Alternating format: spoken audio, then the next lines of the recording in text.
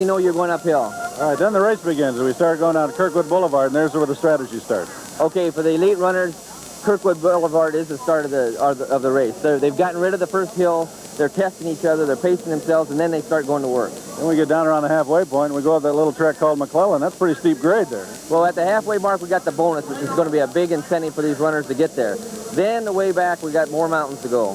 Then it's back up Kirkwood, and as they say, it's all downhill from there. The hardest part in this race is so deceiving. From mile 5 to 6, there's no hills, but it's a steep, gradual incline, and that just wears you out. Then we got Brady Street coming down the hill, and it's everybody for themselves. All right, we may see a record here this year. We'll talk about that, of course, later in the program. Ed, we're going to let you take over your duties as the starter here, so we'll excuse you for a minute, and we'll talk about the weather in a minute.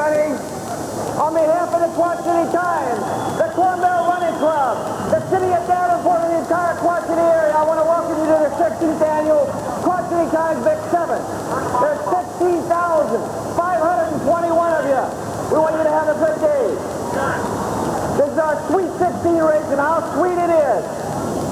At this time, I'd like to give some special welcomes to former Big 7 champions. Two-time Big 7 champion from Lee Summit, Missouri, Mark Curp.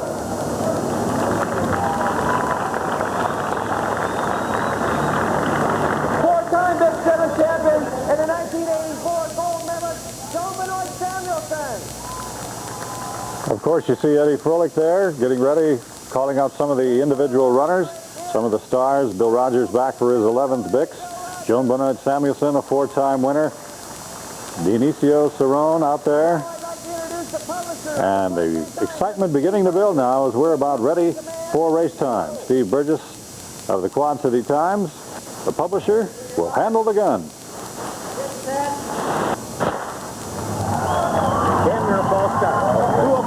And they are off. And the 16th running of the Quad City Times Bix 7 road race is underway as they begin that first mile trek up the Brady Street Hill, a gradual 1-mile incline. And Ed, we've seen a lot of these starts, but I tell you what, it gets just as exciting every year when you see this massive humanity. It's almost like it's just kind of springing out of the river, and it just keeps coming at you. It never changes. I can't believe how exciting it is every year to see the start of the race. And this is when it first starts. All the elite runners are up front, and they'll be fighting to get in position when they start reaching the bottom of the hill. Of course, we should talk about that a little bit. The elite runners are up there based on time and their potential. You don't want them to get caught in the pack, but the rest of the runners kind of take their place in the field according to the way they should run. And I would say for the most part, they're pretty good about it. Not too many of them cheat up there, do they? Oh, they all cheat. I was going to give them a break for a while there. No, runners are terrible. They cheat all the time. But what we do is we try to line it up by a pace per mile, and they really are pretty good about it. Of course, there's always a few rabbits who like to come out and run that first mile lickety-split just so they can get on camera, which this young man is doing right now. But I tell you what, you've got the bonus incentive coming up at the half-mile mark, and you have to finish in the top 10 of the race. You just can't sprint out and expect to win $500. Yeah, one of our sponsors, Enviromark of the Quad Cities, is putting up a $500 bonus for the first male and first female. But in order for them to win it, they have to be in the top 10 after the race. So you avoid the local boy that goes out and tries to gun it and try to get there. But so most of the elite runners will be shooting for that bonus.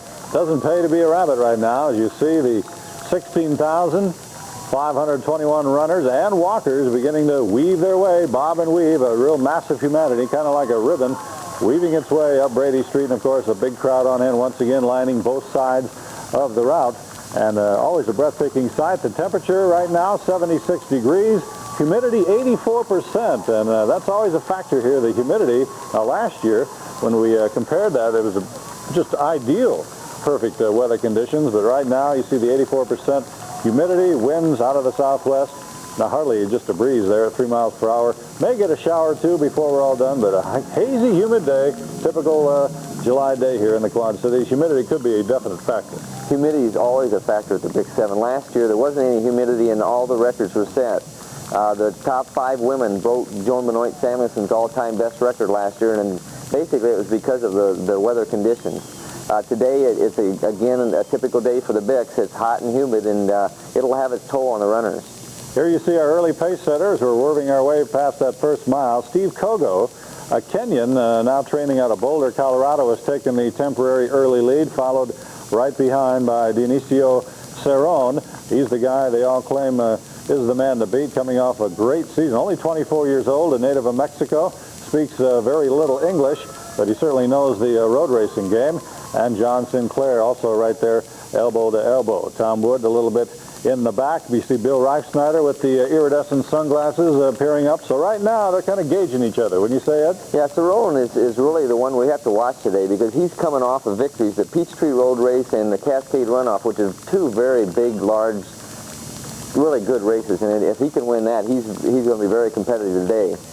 Sinclair, that's out in front right now, is always tough on the hills, and he's really good in humidity. Kogo, we'll have to wait and see what he does because he's had a couple good years 2 or 3 years ago, but he hasn't had any real good races recently. So right now it's a surprise to me to see him up there.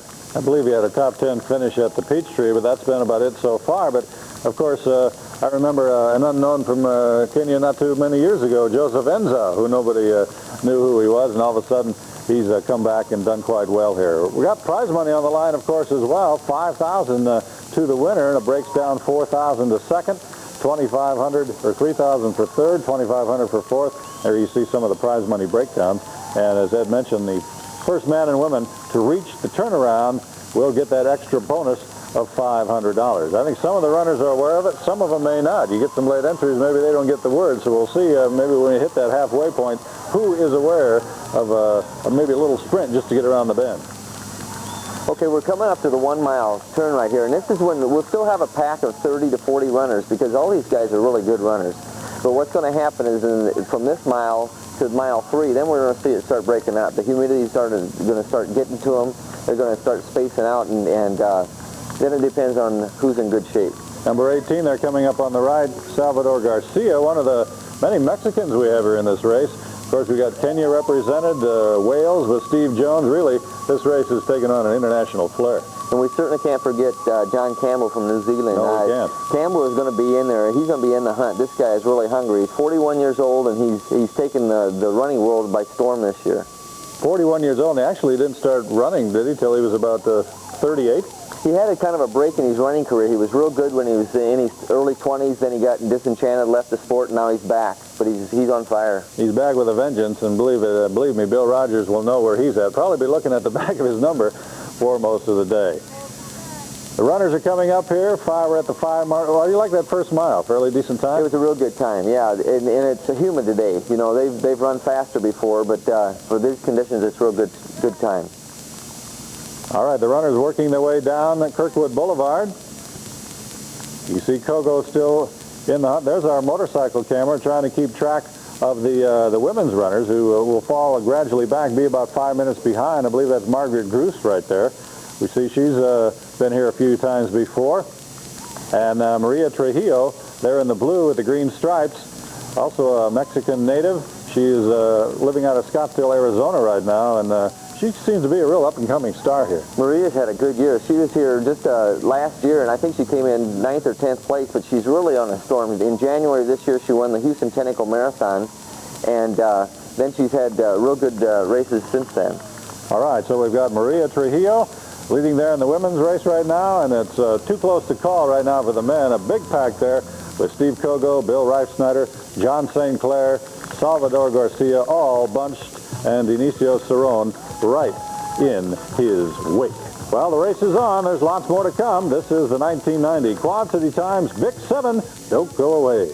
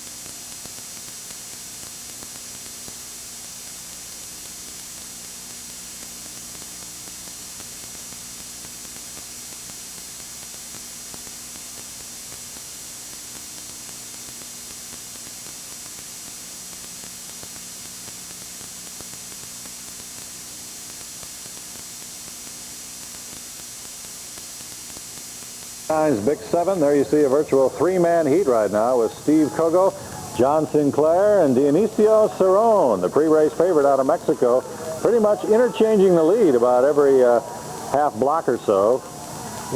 We're nearing the 19-minute mark, just getting past the 4-mile post. You like the pace so far, Ed Froelich? Yeah, I like the pace, and want to point out the fact that this is what makes the race so exciting, is that the average runners get to see the top runners coming back, and we can see right now there's a big fight going on for the lead. That's got to be also kind of a thrilling yet humbling experience to see these guys on their way back, and you're just approaching the turnaround. Most people gauge how they're doing this year when they first see the lead runners. If they're a block behind what they were last year, then they know they're not doing too good. And of course, fans lining the route all the way. Kogo now steps in front of Cerón. Sinclair right behind. I see Steve Spence moving up in the 4th place now. Reifsnynder is there, and they can't shake Campbell. Campbell in 6th place right now, so the old master is hanging right in there. And as well as Graciano Gonzales, a kind of a late entry from the field from Mexico, now moving into 6th place. I understand he got in town, just last night, didn't even have a room or anything, and he's running. He got in town about 2 o'clock and finally found a hotel to stay in, and then registered just first thing this morning, and we don't know a whole lot about him. There's Margaret Groos, who was the halfway point leader. She got her $500 in her pocket, so she knows she's got that much, and Maria Trujillo not far behind as Groos, the women's leader, and a three-way dogfight right now for the men's lead. Well, the Big 7 is just a part of the Bix Fest, as you know, and you may be asking yourself, what is 53 in your Bix program, the women's leader right now, setting quite an early pace. She's an old marathoner, was on our Olympic team back in '88, and as far as a 7-mile run, she's used to the longer distances, so she's probably had to change her game plan a little bit here. I'm real surprised that she stayed up there as long as she has, and she really went out hard to win that turnaround bonus, so we'll have to wait and see how she ends up. Getting over the 24-minute mark now, and we see Steve Kogo with Jon Sinclair right on his elbow, so suddenly the pack has thinned out just a little bit, and as we've seen often through the years in the Bix, sometimes as we near this point of the race, it starts weeding out a little bit. There's Margaret Groos, and you see Maria Trujillo keeping her well within eyeshot, and Maria kind of looks like she could pass her maybe any time she wants. She gets a little drink of water from one of the many volunteers there. Maria Trujillo, number 51, now taking the lead. Just getting ahead just a little bit, and we may see some going back and forth as we near the 25-minute mark of the race. Keep in mind the women's record at 36 minutes, 35 seconds. I don't believe they'll be able to make that pace today as the humidity kind of taking its toll, but she looks pretty smooth right now, Ed. I think she's broken, Margaret. I think it's going to be Maria from now on in. This is still a surprise for me. I can't believe that Steve Kogo is doing as well as he is. I expected Sinclair to be up there, but Steve, he's having a real good day. Okay, Steve Kogo, who is he? We'll talk more about him when we come back. 28 years old. Right now, he resides in Boulder, Colorado, but he was a member of the Kenyan Olympic team on the marathon, so he's used to running, and I think you see a lot of the African runners, Ed, moving over to train in the Colorado. They must like that mountain terrain out there, huh? The high-altitude training is very good, and notice that they all do well in the hot heat and humidity. Steve was leading at 6 miles, so we'll have to wait and see if the tradition is going to follow through, and the Sinclair looks real strong right now. Doesn't look like Sinclair wants to shake him. He's 32 years old, a resident of Fort Collins, Colorado, so another Colorado trainee, you might say, out there. He's in his second Bix 7, and Kogo making his Bix debut. So it kind of reminds me of Joseph Nzao not too many years ago when he burst onto the scene and made his presence felt. There we see Maria Trujillo, number 51, moving along and pacing herself nicely, and it looks like it's going to be her race to lose, because unless someone's coming up back in the pack to make a run at her, she seems very strong indeed. And she's running really well. I don't think that there's a question that anybody's going to catch her. I think it's going to be how close somebody comes back into the race. But we haven't seen Margaret for a while, so we'll have to wait and see what happens. I think Margaret had faded a little bit once Trujillo got a hold of her. Patty Murray beginning to make her move a little bit. Joan Benoit, we understand, currently in third position. So Joni trying to make a last-ditch move along with Ria Van Landeghem. But here we see Sinclair, number 8, Kogo, number 20, your leader, as we near the 30-minute mark of the race. We're starting to get into that stretch as we go back down toward Brady Street, and it won't be long, as we say, it's all downhill from here. But right now, here's a key point in the race where they're kind of on the flat still, and they like to make a little ground. Kogo really made a nice move there. He split Sinclair on the flats on the top of the hill, and I think he wants to get to the very top of the hill and have the downhill all by himself, and he's getting some distance between them, so he's really in really good shape. He probably feels right at home once he hits that downhill slope right by the Palmer College and KWQC TV studios. We see Sinclair, Steve Pence. There's Dionicio Cerón currently in 4th place, John Campbell in 5th. So the pack is still there, but beginning to see a little daylight now between Steve Kogo and Jon Sinclair. Kogo, our leader here in the Big 7 for 1990, and of course spurred on by the crowd, and you can just hear the applause kind of rise as a crescendo as it comes down Brady Street. Here's one lonely man coming down, and just 30 minutes ago there was nothing but a sea of bodies coming up Brady Street, 16,000 plus. And Steve's getting his payback now. He had to go real hard up that hill, but the downhill at the finish is fantastic. He's really flying down the hill. So it looks like tradition may continue, and Maria Trujillo also on her way as she getting past Kirkwood now, and will be turning on to Brady momentarily for her last ditch, the last mile downhill. It looks like Maria Trujillo, a Mexican native, now running out of Scottsdale, Arizona, has the inside leg on the women's race. Patty Murray trying to move up on the Trujillo, but it's going to be her race to win or lose. She has it right now. And Steve Kogo down nearing the foot of the Brady Street hill, and it won't be long. He'll be turning on, and the crowd noise will pick up and cheer him home, as unless somebody really puts on a great closing kick. But it's pretty hard to do when you're all sprinting downhill like that. I don't know if Sinclair's got enough to catch him. I don't think so, and I think the crowds are pulling Steve in, and he's just making the turn onto the flats now. We have to go about 3 blocks to the finish line, but look at him cook. He can see it now. 7 miles of running just about over for Steve Kogo. He's nearing the 32-minute mark. The record 32:17. I don't know if he'll have enough to catch that. He still has quite a ways to go, but the Bix is going to be his to win, as Sinclair roughly about 6 seconds behind him. We can see Steve Spence has also turned. Cerón turning around, looking to see who's behind him, and there's John Campbell, the Masters leader, currently in 5th place, running right there with the younger fellas right now, so he's definitely going to be the Masters winner, and he's well ahead of the Masters pace. He may knock as much as a minute off it. Oh, I think he might, and then I thought that he'd be in the top 5, and he's right there right now, but Steve Kogo is just running away from the rest of them right now. It's his race. Steve Kogo of Kenya now training out of Colorado into the final home stretch. 32:40 and counting. We'll count it down for you. But here is your 1990 Quad City Times Big 7 champion. 32:47, the official time. How about a kiss? Oh, how about that? Right on the camera. Mike Ortiz, our cameraman down there's got it like that. And now, I believe he's kissing the ground. Pretty happy young man. I think he's pretty happy to be in Davenport and winning the Quad City Times Big 7. Steve Kogo, our champion, he'll pick up $5,000. Jon Sinclair chases him home. That's worth $4,000. Here comes Campbell. He finishes 5th. $2,000 to John Campbell. Steve Spence and Dionicio Cerón, you see him number 6 there, finishing 4th. Here comes Graciano Gonzales. The surprise late entry gets 6th. Bill Reifsnynder coming in for a 7th place finish. That's worth $1,000, followed by Steve Jones, Tom Wood, and Salvador Garcia. Now here comes Maria Trujillo. Of course, a new Pontiac car awaiting her arrival, as will Kogo get. So the young man's going to get keys to a new car. He won't have to drive. Here comes number 18, Salvador Garcia, getting a 10th place finish. That's pretty important if the top 10 places get prize money. And Mark Curp coming in 12th. Yeah, Mark faded back. You know, he looked like he was struggling there earlier when we saw him, and I think he'll probably be a little disappointed in this performance, but he's on his way back from that injury from that last year, and he'll be back there next year. When a runner has an injury like he's had, obviously it just takes maybe a good year or more to get back at that level you were at. It just takes time, and then you got to get your confidence back. Maria Trujillo, I believe she asked one of the runners she's passing how far we have to go here, and he told her, being an obliging young man, and she says, I think I can chug it out here for another couple of minutes or so, and all downhill from here for Maria Trujillo. She is going to be our 1990 Women's Bix winner, age 30 years old. She was on the Olympic marathon team for Mexico back in '84, so she's been running a little bit as Maria Trujillo.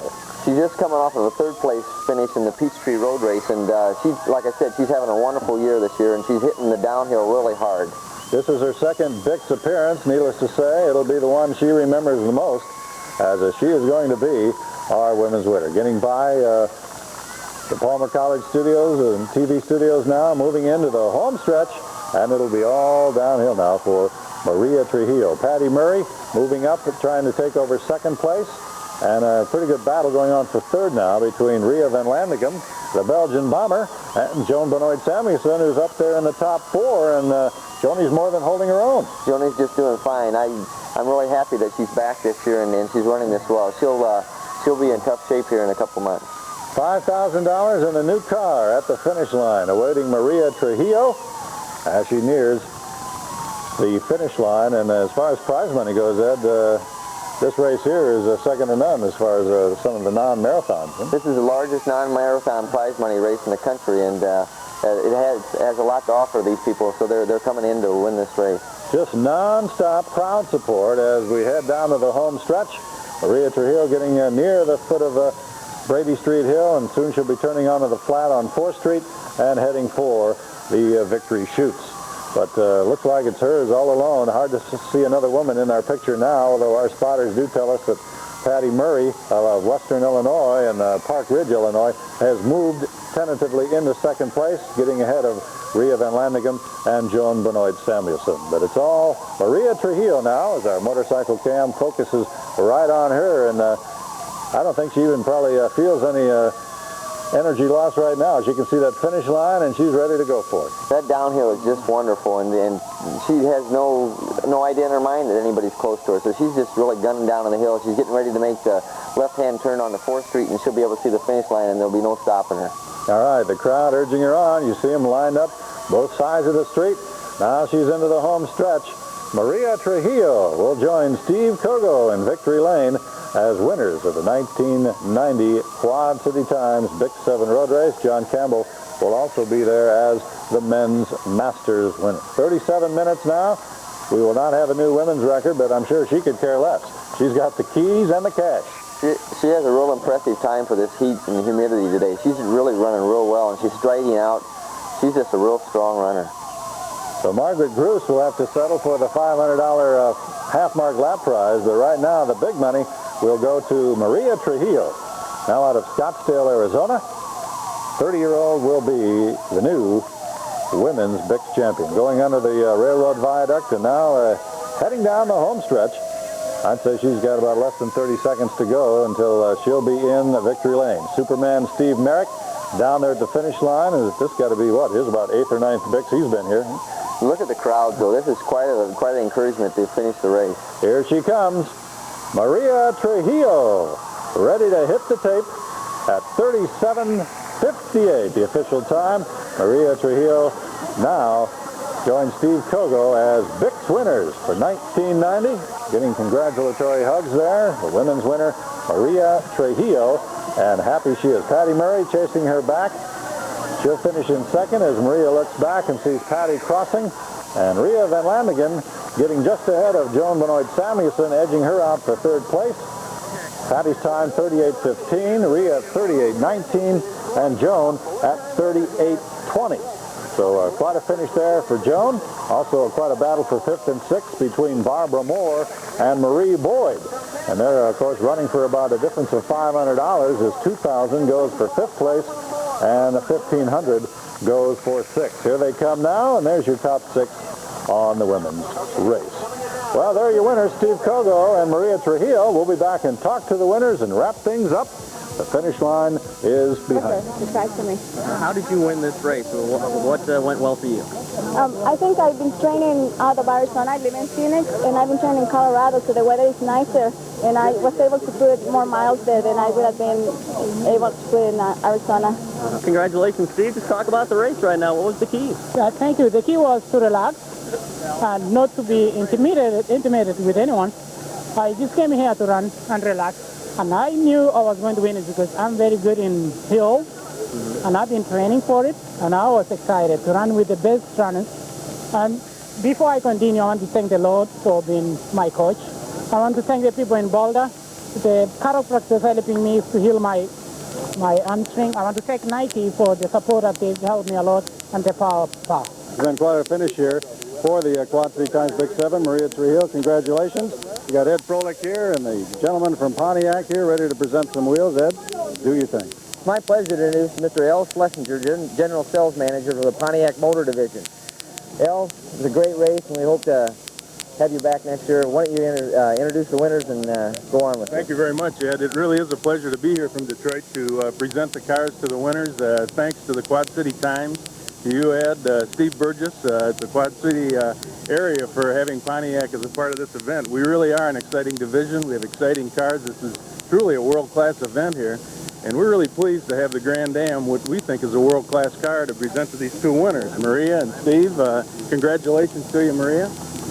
Pleasure winning. Steve, congratulations to you. Thank you, sir. Tom Cornelis and Ed Froelich back with you at the finish line, and quite a finish it was. Steve Kogo, another unknown here, coming at least through the world of running, maybe around here, but he's obviously got some credentials. He proved them today. You know, 3 years ago, he was really running real well, and he's had a couple years off, and he came in here determined. He told the people before the race he's going to win this race. Nobody believed him. Of course, no one knew who Joseph Enzo was either a few years ago, and he won it twice. So. That's right, and we missed Joseph this year.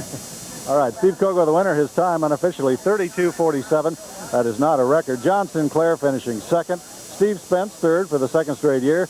And John Campbell, the Masters story, 33:06 unofficially for his time, finishes fourth overall and first in the Masters division. That itself a story, eclipsing a minute off the Masters record. You know, and several years ago, he would have won this race for that time. So it's a strong field. He did real well, and he's had a phenomenal year. He's won everything he's running, and I don't know, do you get younger as you get older?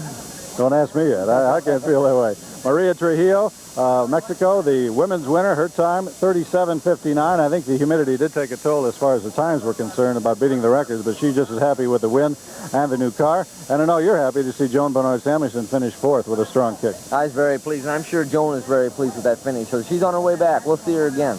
All right. Of course, we'll see you again next year, too. Speaking for Ed Froelich, I'm Tom Cornelis. Thanks to all the BIX volunteers and our KWQC TV personnel for bringing this broadcast to you. So, prime time is done. Tom Cornelis saying, see you next year at the BIX.